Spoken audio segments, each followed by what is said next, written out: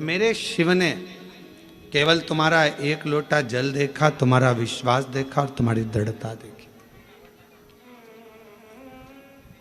अच्छा, कई लोग कहते हैं महाराज कि हम सुबह सुबह एक लोटा जल लेकर जाते हैं, ताज़ा जल तो हमारे घर में रहता नहीं है, जो जल रखा रहता है उसी को हम भर लेते हैं, उसी को लेकर चल देते हैं।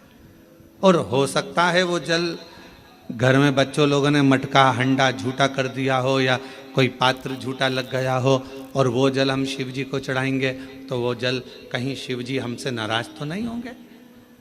पर मेरी जीजियों, मेरे जीजाओं, बेटियों, बेटाओं, कोरबा नगर के सभी जनमानस और जितने आस्था चैनल पर ऑनलाइन शिव महापुराण की कथा को श्रवण कर रहे हो, एक बात अच्छे से समझ लेना। अगर विश्वास और श्रद्धा के साथ अगर भगवान को कुछ भी दिया जाता है तो भगवान उसको स्वीकार करते हैं।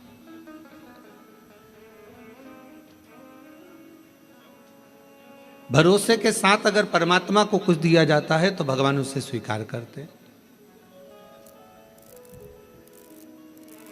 अब शबरी अम्बा ने, माता शबरी अम्बा ने राम जी को बेर दिए थे तो वो कौन से थे? झूठे थे ना।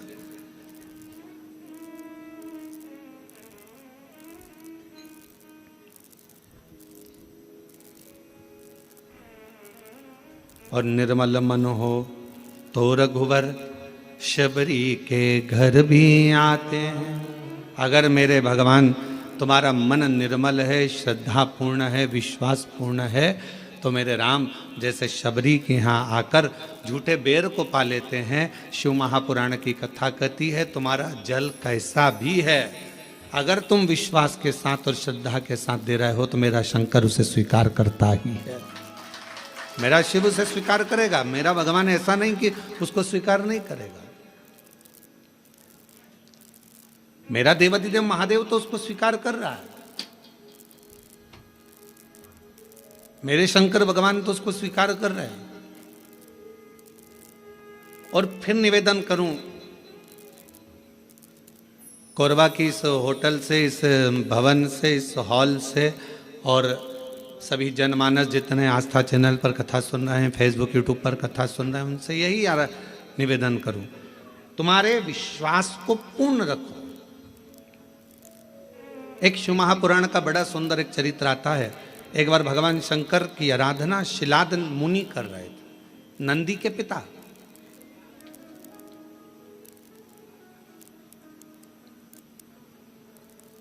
और नंदीश्वर के पिता जो शिलाद मुनि है वो भगवान शिव की आराधना कर रहे हैं।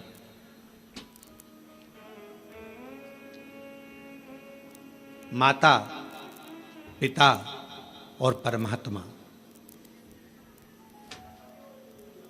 जैसे एक वृक्ष की जड़ होती है, उस जड़ से अगर पत्तियां सोचे कि मैं ही इस वृक्ष को सही रखी हूं, फल सोचे कि इस वृक्ष को केवल मैं ही सही रखा हूं, फूल सोचे कि इस वृक्ष को केवल मैं ही सही रखा हूं, तो ये उसका भ्रम है, ये उसकी भ्रांति है। पर जब तक वो वृक्ष पेड़ जड़ से जुड़ा हुआ है, जब तक वो वृक्ष पेड़ वृक्ष से रमा हुआ है, वृक्ष जब तक वो जड़ से जमा हुआ है, जड़ से लगा हुआ है, तब तक पत्ती भी श्रेष्ठ है। पत्ती भी बासी नहीं होती, पत्ती भी नहीं टूटती, बेकार नहीं होती, सूखती नहीं है, डालियां नहीं सूखती हैं, फूल नहीं सूखता है। कब तक? जब तक वो जड़ से जुड़ा हुआ है। अगर वो जड़ से अलग हो गया तो पत्ती भी व्यर्थ हो गई, डाली भी व्यर्थ हो गई, फूल भी व्यर्थ हो गया और फल भी व्यर्थ हो गया।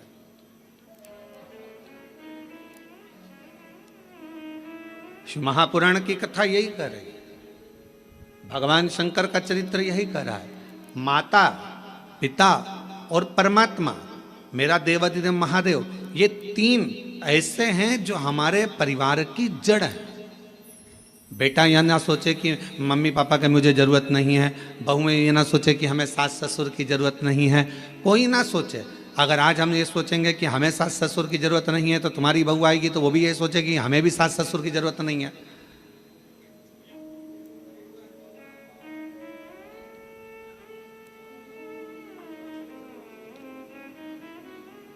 कोई सनातन धर्म में जन्म लेने वाला या भूमंडल पर जन्म लेने वाला, मृत्यु लोक में जन्म लेने वाला व्यक्ति अगर ये सोचे कि हमें तो महादेव की जरूरत ही नहीं है, शिव तत्व कहता है जन्म, मरण और परण ये तीन मेरे शंकर के हाथ में हैं। अगर आपने इन तीन का स्मरण माता पिता और अपने परमात्मा का, जिसका आप भजन करते हो, राम का करो तो राम का, कृष्ण का करो तो कृष्ण का, शिव का करो तो शिव का, भवानी का करो तो भवानी का, दुर्गा का करो तो दुर्गा का, तुम्हारा जिसका मन हो तुम उसका भजन करो, मना नहीं। पर ये नहीं कहेंगे हम कि तुम राम ना भजिए या कृष्ण ना भजिए या शिव ना भजिए या देवी ना भजिए या देवता ना भजिए, तुम्हारा जो मन भजे वो भजो। पर इतना याद रखो कि माता पिता और परमात्मा ये हमारी जड़ है, और इस जड़ को हम जब तक पकड़ कर रखेंगे तब तक हम भी हरे भरे बने रहेंगे, हम भी संसार सागर में श्रेष्ठ बने रहेंगे। और शंभो शरणे पड़ी मांगू घड़ी रे घड़ी, दुख काटो दया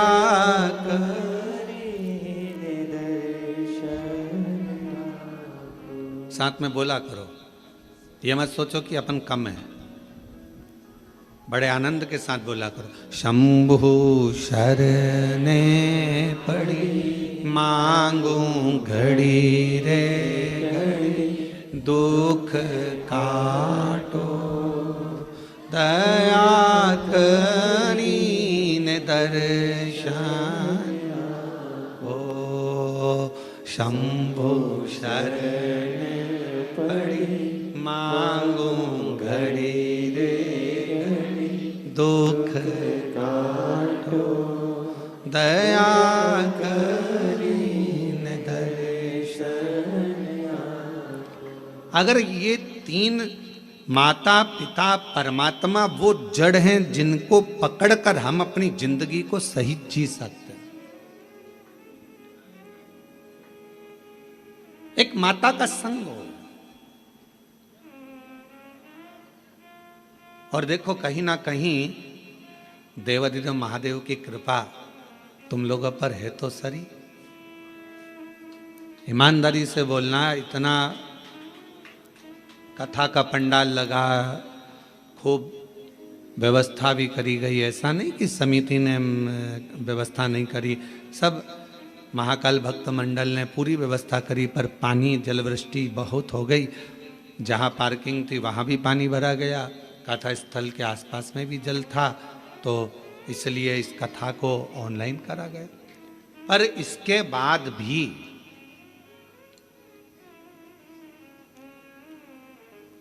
अब तुम्हारी रिश्तेदारी देखो शंकर जी से कितनी भारी है, इसके बाद भी सावन का महीना और आपको इस हाल के अंदर और ये टेंट के छोटे से गार्डन में अगर तुमको बैठने का मौका मिल गया तो कुछ तो तुम्हारी शिवजी से अच्छी जान पहचान तो है, कुछ तो है। अग्रवाल जी आप जजमान बने हो, हम आपको भी साधुवाद देंगे कि कोई तो पुण्य तुम्हारे पूर्वजों ने भी किया होगा, तुम्हारे दादा परदादा ने, माता पिता ने, कोई पुण्याई तुम्हारी भी होगी कि उनकी कृपा से ये मौका मिला है। महाराज ये करुणा शिव तत्व है। और कृपा की ना होती जो आदत तुम्हारी, तो सुनी रहती अदालत तुम्हारी।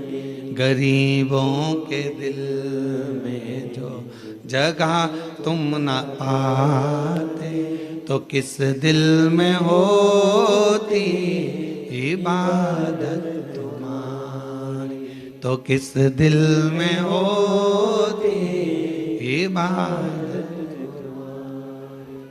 शिव कथा कर रही है। एक माता, एक पिता और एक परमात्मा, ये तीन जड़ के स्वरूप हैं हमारे लिए। ये मूल जड़ हैं जिसके हम लता हैं, जिसके हम टहनियां हैं जिसके हम फल हैं, जिसकी हम पत्तियां हैं। इससे हमको अलग नहीं होना है। कई लोग कहेंगे आपसे, क्यों शंकर जी के मंदिर जाके क्या करोगे, एक लोटा जल चढ़ा कर क्या करोगे, क्या करोगे कथा में जाकर, क्या करोगे ये भजन कर कर, क्या करोगे ऐसा कर कर। दुनिया के लोग बोलने वाले बोलते लेंगे, आग लगे बस्ती में अपन रहो मस्ती में, क्या किसको रोई है ताना मार चादर तान के सोई। अपने को क्या करना है उसमें, क्या कोई बोले, अपने को अपनी मस्ती में जीवन जीना।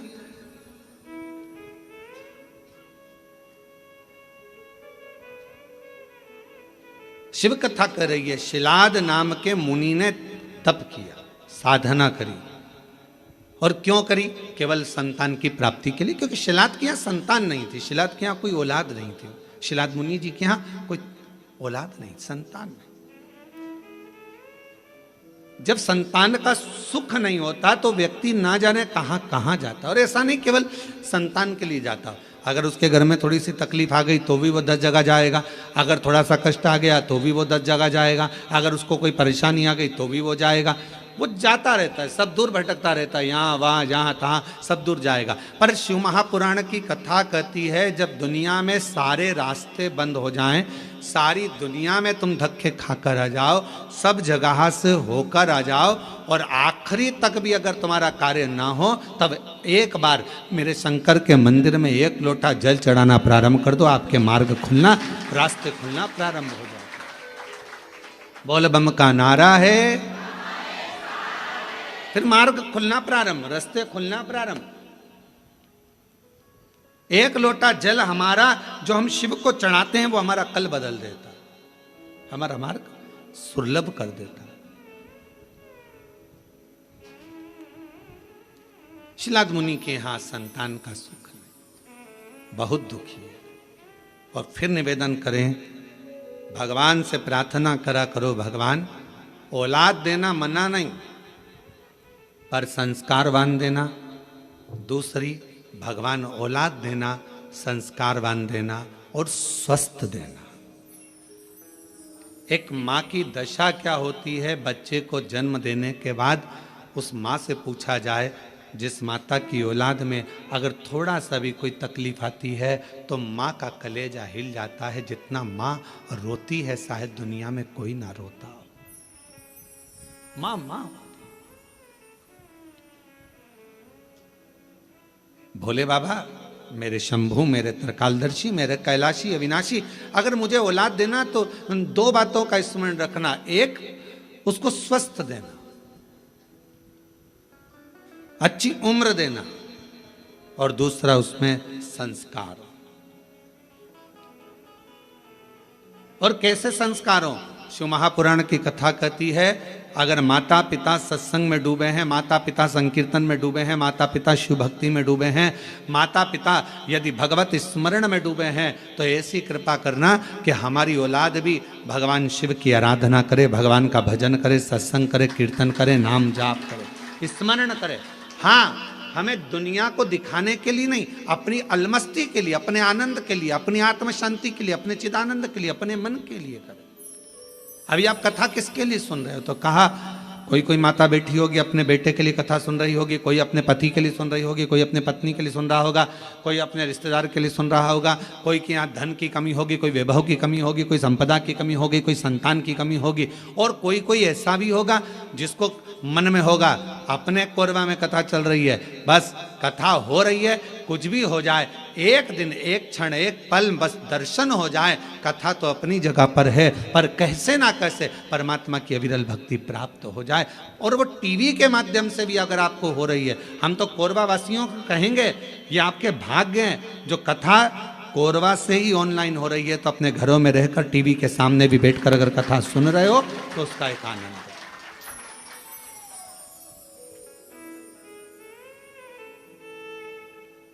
रस तत्व को अगर श्रवण करने का सौभाग्य मिल रहा है तो बाबा को धन्यवाद दीजिए। और कथा के मध्य में सोमवारी भी पड़ रही है सावन की।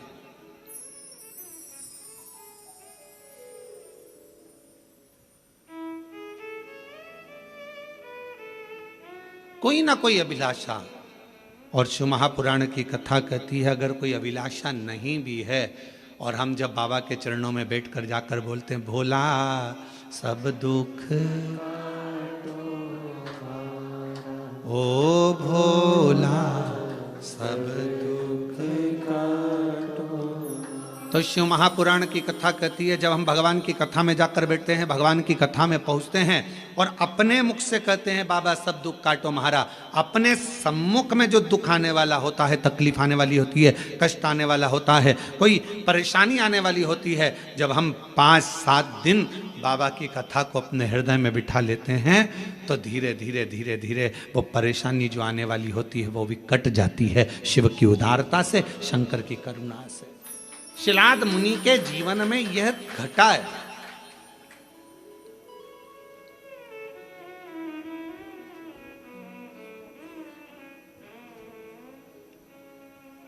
देखिए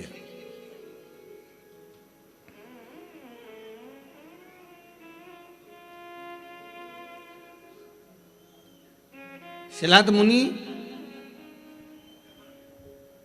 धर्मपत्नी ने कहा कि औलाद का, शिलाद मुनि ने सोचा कि मेरे वंश में, मेरे परिवार में, मेरे कुटुंब में आगे चलकर तर्पण, पिंडदान, तिलांजलि कौन करे, कोई यही नहीं।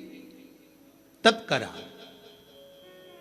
और पहले शिलाद मुनि ने भगवान शिव जी का तप कर कर भगवान शंकर से वर प्राप्त करना चाहा। शंकर भगवान को आप बुलाना चाहते हो वो आएंगे, बिल्कुल सरलता में आएंगे और बड़ी सहजता में आएंगे। पर मेरे शिव जी कभी भी अपने असली स्वरूप में नहीं आते।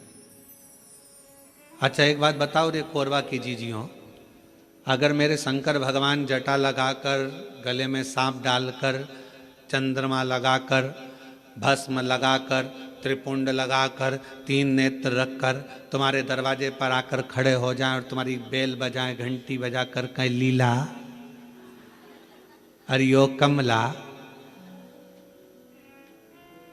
अरे ओ राम सिंह दरवाजा खोल, और तुमने दरवाजा खोल कर तुरंत कह दो चल निकलो यहां से, मांगने के लिए हमारा ही घर मिला है, चलो। और भगवान शंकर कहे मैं भगवान हूं, मैं तुम्हें देने आया हूं, इतने में भी तुम्हें विश्वास नहीं होगा, हाओ ये देगा, रहने दे, चल जाओ यहां से। शिव जी कहते हैं मां पार्वती जी से जैसे जैसे सतयुग जाता है, त्रेता युग जाता है, द्वापर जाता है, कलयुग जैसे बढ़ता चले जाता है, जैसे कलयुग में कलयुग की वृद्धि होती चली जाती है, बढ़ते चले जाता है, और कलयुग के लोग जितने ठाट से रहना जानते हैं, तो शंकर भगवान कहते हैं मैं अपने असली स्वरूप में कलयुग में कभी नहीं जाता, मैं अपना रूप बदलकर किसी ना किसी का रूप रखकर जाकर उसका दुख काट देता हूं, उसकी तकलीफ काट देता हूं। अब कलयुग में वो कैसे आएगा, तो किसी ने आकर कह दिया वहां पर उस गांव में चले जाओ, वहां एक डॉक्टर रहता है, वो डॉक्टर इलाज कर देता है, तो तुम्हारे मन में विश्वास जग गया, वहां एक डॉक्टर रहता है। पति से कहा देखो अपने पति मेरे को दिखाने के लिए आप उस डॉक्टर के पास, बताने आया था कोई, रूप बदल कर आया था कोई, तो उसने वहां तक पहुंचा दिया, वहां पहुंचे, वहां से फिर आगे चले फिर आगे चले।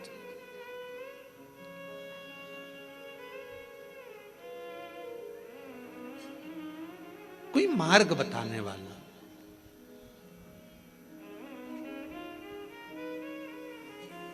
आज से शिव महापुराण की कथा आपने जब से सुनना चालू करी है, कोई ने 5 साल, कोई ने 4 साल, कोई ने 8 साल, कोई ने 10 साल, कोई ने 15 साल, जितने साल से आप सुन रहे हो, पहले आप कथा सुनते थे, पर ऐसा नहीं कि नहीं सुनते थे, पर शिव पुराण नहीं सुन पाते थे। शिव महापुराण की कथा जब से आपने सुनना चालू करी, ईमानदारी से अपने हृदय पर विचार कर कर बताना,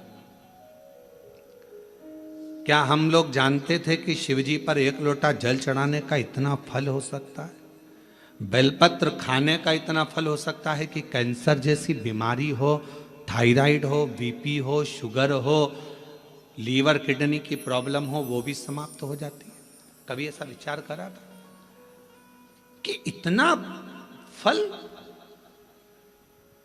एक बेलपत्र में क्या इतना फल? श्री शिवाय नमस्तुभ्यम में क्या इतना फल हो सकता है? और अभी तो कितना सुंदर है सावन का महीना, और वो महीना जो भगवान शंकर को सबसे ज्यादा प्रिय है, बहुत प्रिय।